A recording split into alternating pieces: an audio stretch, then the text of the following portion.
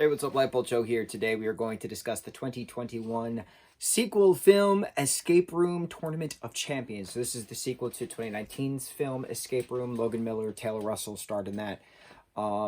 It's very well done. The end of the first is an escape room on an airplane, and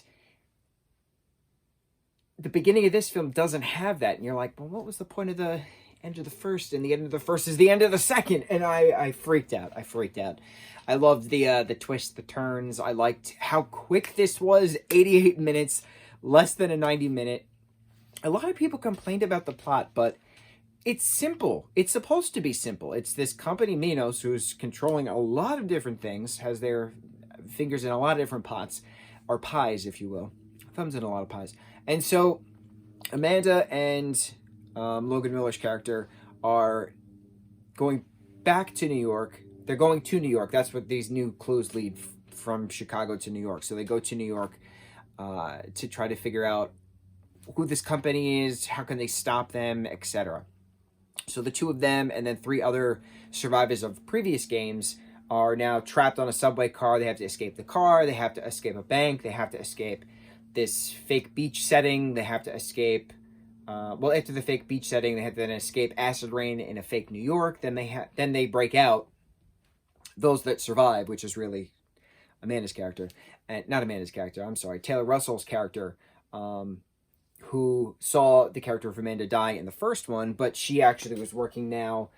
She was forced to design games for the sequel of games, the games within games. And then it's a matter of how do you destroy the game within the games. Then you have those three characters surviving and breaking out, and then, you know, reporting to the police department. But again, is it a real police department? Is it just the Minos police department?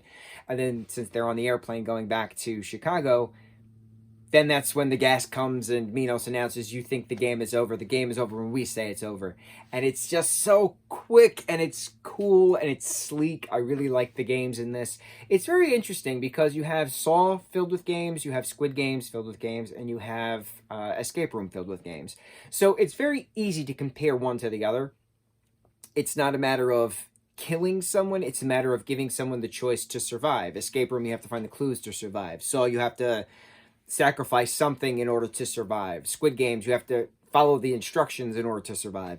It's very interesting because it's three different franchises, three different properties with three different types of game stuff, but it's easily compared to each other because you have to follow instructions in order to survive. What do you do to survive? Very well done. I'm very curious if there's going to be a third.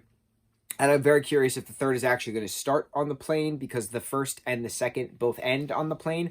I've never seen a film series where the first and second movies have the same exact ending, but it works. And it's so weird because you would never think that I would be so gung-ho about it, but the interwoven of the plot point makes sense.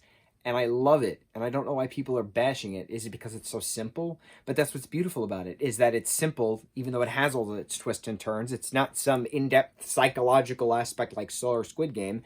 It's just in your face. This is how it is. This company runs the games. You're going to play the games that the company tells you to play. That's it. Nice and easy. Nice and easy escapism. You don't have to think about it. It is what it is. It's right in front of your face. Love the sequel. Love the first one. On to the next review. Mucho mahalo.